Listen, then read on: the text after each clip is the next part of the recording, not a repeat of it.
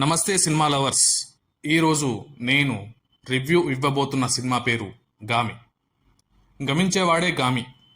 కథలోకి వెళ్తే శంకర్ తన గతాన్ని మర్చిపోయి వింత వ్యాధితో బాధపడుతూ ఉంటాడు.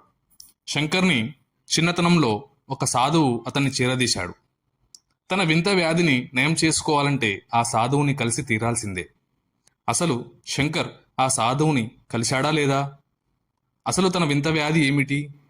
ఆ వ్యాధి నయమయ్యిందా లేదా తెలుసుకోవాలంటే G5లో స్ట్రీమింగ్ అవుతున్న గామి సినిమాను ఫ్యామిలీతో కలిసి చూసి ఆనందించండి. మన టాలీవుడ్లో ఇలాంటి ఎక్స్పెరిమెంటల్ సినిమాలు చాలా అరుదుగా వస్తుంటాయి. ఈ సినిమాకి మొదట్లో క్రౌడ్ ఫండింగ్ అనే కాన్సెప్ట్తో ప్రొడక్షన్ స్టార్ట్ చేశారు. కానీ క్వాలిటీలో మాత్రం ఎక్కడ కూడా రాజీ పడలేదు.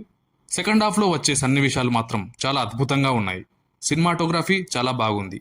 లొకేషన్స్ మరియు VFX చాలా బాగా కుదిరింది. BGM బాగుంది.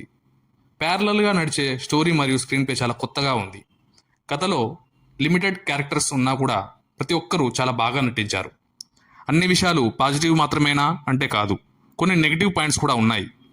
అవేమిటంటే కొన్ని సీన్స్ మనల్ని డిస్టర్బ్ చేసే విధంగా ఉన్నాయి. అయినా కూడా ప్రతి సన్నివేశం తర్వాత ఏం జరగబోతుందా అనే ఉత్కంఠ ఎక్కడ కూడా తగ్గలేదు.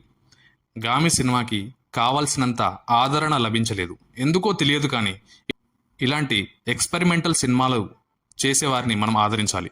అదేంటో తెలియదు, కానీ కొన్ని మంచి సినిమాలు మొదట్లో మనకు అర్థం కాకనో వేరే కారణాల వల్లనో ఆదరణ లభించక కొన్ని సంవత్సరాల తర్వాత అలాంటి సినిమాలని అసలు ఈ సినిమా ఇప్పుడు రిలీజ్ అవ్వాల్సింది అని అంటుంటాం. మోస్ట్ అండర్ రేటెడ్ సినిమాలని అంటుంటాం. ఈ సినిమాతో విశ్వక్ సేన్ గారి మీద గౌరవం పెరిగింది. తుంబాడ్ సినిమాలో నటించిన చైల్డ్ ఆర్టిస్ట్ ఈ సినిమాలో కూడా కీ రోల్లో నటించాడు. ప్రతి సినిమాలో బ్రహ్మాండమైన కామెడీ కానీ ఫైట్స్ కానీ ఐటమ్ సాంగ్స్ కానీ ఉండాలని ప్రేక్షకులు కోరుకోవడంలో తప్పు లేదు. కానీ ఇలాంటి కొత్త కథలను మనం ఖచ్చితంగా ఆదరించాలని నా కోరిక. ఈ సినిమాకి నేనిచ్చే rating 3.75 star out of 5 star.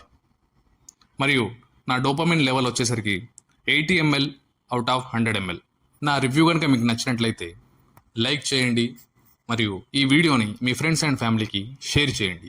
Gaami సినిమాలో మీకు నచ్చిన సన్నివేశం లేదా విశ్వక్ సేన్ గారి సినిమాల్లో మీకు ఇష్టమైన సినిమాను కింద కామెంట్ సెక్షన్లో కామెంట్ చేయండి.